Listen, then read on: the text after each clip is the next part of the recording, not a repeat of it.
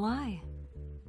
They ask each other, giving themselves as an answer, draped in many silks, and the astonishment swells their breasts with their whole body asking each other and saying, because it's you, and the musical harmony of the astonishment is the answer.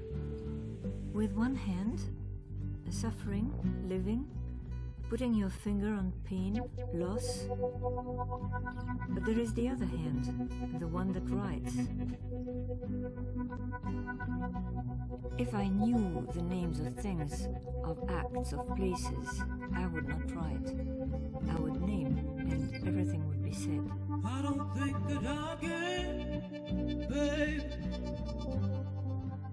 I don't think that I can, baby. I don't think that I can, baby. I don't think that I can, oh, yeah. I don't think that you can, forget me. I was in grad school and I was doing a paper on Rosa Bonheur, who was a lesbian painter in Paris, and I was focusing on private property. She was buried in a grave with two of her lovers. I came upon, my professor was like, well, you've heard of Natalie's hyphen. Natalie and Romaine Brooks had a house together. I forget what they called it, but they had a house that was connected with separate living quarters and then a connection, sort of like Diego Rivera and Frida Kahlo. So I got excited about that house. I had never heard of Natalie Barney, and I started to go from there, and I came upon the Ladies' Almanack book, which I had to order, special order.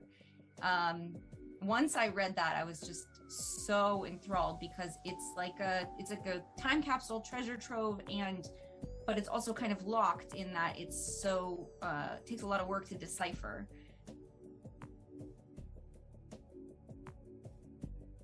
I went after the rights for it, and amazingly, through this loophole that it was self-published, and I myself come from a zine background, so that is already like in my lineage, and so because it was self-published, it was available to make a movie about, where all her other books are not. And so I was allowing myself to just devour all this research.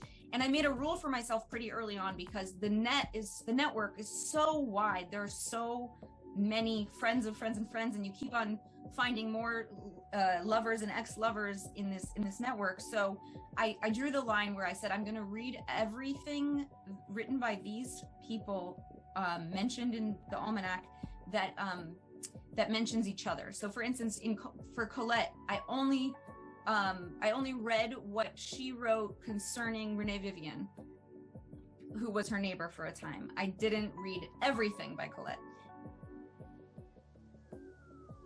To be honest, I'm not exactly sure how she got to Paris. I mean, I think she had her birth state is Ohio, and she grew up, her mom lived in in Maryland, and was a society person with her own interests in theater and all kinds of things. And she had met Oscar Wilde at a very young age and always cited that. And Colette, makes it known that it's like the high walls of her garden that makes her life so possible. Because it's important to note the class, the being so upper class really afforded them some more movement in their sexuality, and also just like movement in the actual world. A lot of the women in these circles were like heiresses. Not all of them. I mean, Djuna struggled with money and pretty much her whole life, and Natalie sent her money even into old age. And in some ways, the book could have also been. It was said that it was written to console or to cheer up her lover that was in the hospital, but in some ways it was also strategically, like, Natalie loved it, and Natalie became a source of income for Djuna Barnes. So there's the kind of layers to it. I think that one of the delights of the Almanack is that it's pretty maximalist, even though it's a very small book. It's very over the top, and the form is a huge indicator of the greater meaning of what I would love the viewers of the film and the readers of the book to take away, which is that there is a scarcity myth that we learn about gay history, lesbian history, especially lesbians, that it was very austere and closeted history forever, and that there's only been progress and there's never been abundance, and that we, have basically, I like to draw a parallel between the Ladies' Almanack and the Well of Loneliness. They were published the exact same year, but the Well of Loneliness is far more well-known and almost, I would say, canonized as gay history, as lesbian history, as queer history. And I think that's for a reason. I think it serves an agenda to make us remember only part of our history. So did Djuna's book exist. And in fact, it did not go out of print and be lost to obscurity because it was so experimental. It went out of print and was lost to obscurity because it was so popular. Every single copy was sold out, I think, within a few weeks. And I think that that's funny, but that's also important to note, that we have been fed this narrative that, like, before the 1970s, there was only closeted folks, and while all of the progress is wonderful, there's also a much richer history than that. The other thing is that the Ladies' Almanack was shot in Super 8 for multiple reasons, but one reason is because of accessibility.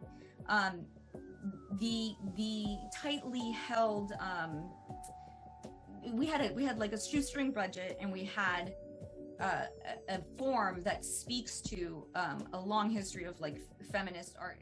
And we made this film collaborating with ghosts. Straight up, these women in the story that we present were working with us. We were making it for them. We were making it so that they aren't forgotten. And it's really important to also keep with the future, and be my own like link in that long-standing chain.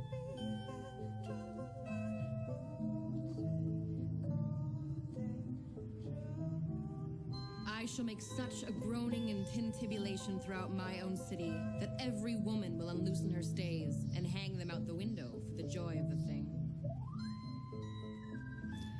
Come, let us take everything literally.